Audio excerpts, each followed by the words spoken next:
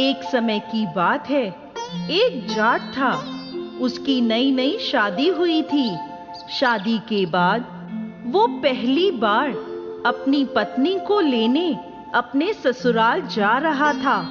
वो अच्छे से नए नए वस्त्र पहनकर तैयार होकर ससुराल के लिए रवाना होता है।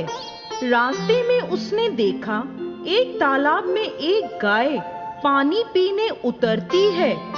जेठ का महीना था। वो गाय अपनी प्यास तो बुझा लेती है, लेकिन तालाब से बाहर नहीं आ पाती। जाट को वहां देख गाय उससे बोली, अरे मुसाफिर, मुझे इस दलदल से बाहर निकाल दे। जाट बोला, अरे नहीं नहीं गाय माता, मेरे कपड़े गंदे हो जाएंगे। मैं पहली बार अपनी पत्नी को लेने ससुराल जा रहा हूँ। गाय बोली, मूर्ख, आज निर्जला 11 है, तुझे पुण्य फल मिलेगा। मैं तुझे वरदान दूंगी, तेरी 7 पीढ़ियां तर जाएंगी। लेकिन जाट नहीं माना।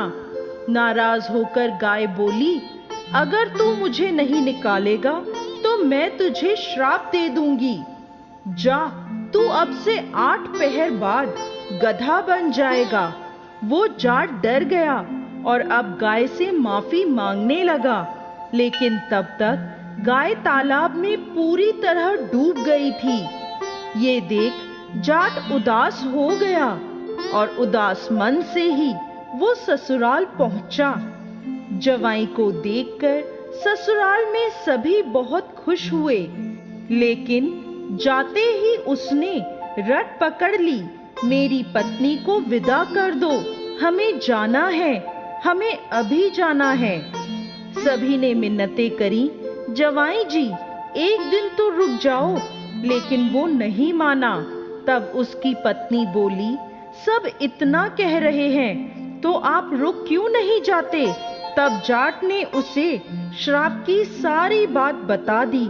तब उसकी पत्नी तुरंत उसके साथ वापस घर की ओर चल दी। 8 पहर के बाद जाट गधा बन जाता है। उसकी पत्नी उसे घर में लेकर बैठी रही। इस तरह कई दिन बीत गए। जब घर में अन्न धन कुछ भी नहीं बचा, तो वो अपनी पत्नी से बोला, तुम मुझे लेकर मजदूरी करने चलो। तब वो दोनों नगर के राजा के यहाँ मजदूरी करने पहुंचे। राजा के कुएं की खुदाई का काम चल रहा था। उसकी पत्नी अपने सर पर मिट्टी रखकर मिट्टी फेंकने जाती। सभी मजदूर उसे देखकर बोले, अरे बहन, जब तेरे पास गधा है तो इस पर बोझ रखकर क्यों नहीं ढोती? क्यों बोझ उठाती हो? पर वो कुछ नहीं बोली। दूर से राजा भी ये सब देख रहा था। एक दिन राजा ने उससे पूछा, तुम्हारे पास गधा है तो तुम क्यों बोझ उठाती हो?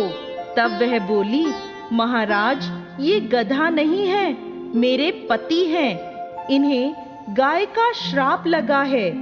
उसने राजा को सारी बात बता दी। राजा ने पंडित को बुलवाकर इसका हल पूछा। तब वह बोला, राजा जी, इसका एक ही हल है। जिस व्यक्ति ने अपने जीवन काल में 101 ग्यारस करी हो और उसका फल वो इस गधे को दे दे, तो ये मानव बन सकता है।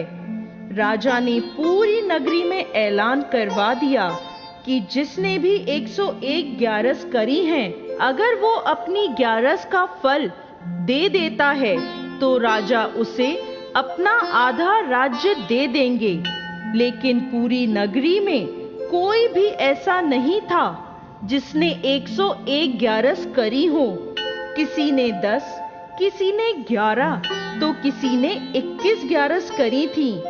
तब एक बुढ़िया आई और बोली, राजा जी, मैंने पूरी 101 ग्यारस करी है। राजा बोला, तुम अपनी ग्यारस इस गधे को दे दो तो मैं तुम्हें मुंह मांगा वरदान दूंगा। बुढ़िया बोली, महाराज, मैं धन लेकर क्या करूंगी? मैं आज हूं, कल नहीं। मैं इसे 100 ग्यारस दे दूंगी, लेकिन एक निर्जला एकादशी को मैं अपने पास रखूंगी। इस एक निर्जला एकादशी के फल से मुझे मोक्ष की प्राप्ति होगी, मुझे श्री हरि विष्णु की प्राप्ति होगी। ऐसा कहकर उस बुढ़िया ने अपनी 100 ग्यारस का फल उस गधे को दे दिया और वो वापस इंसान बन गया। लेकिन 1 ग्यारस की कमी से उसका पूरा शरीर इंसान का हो गया, लेकिन गधे की पूंछ उसके शरीर से नहीं हटी।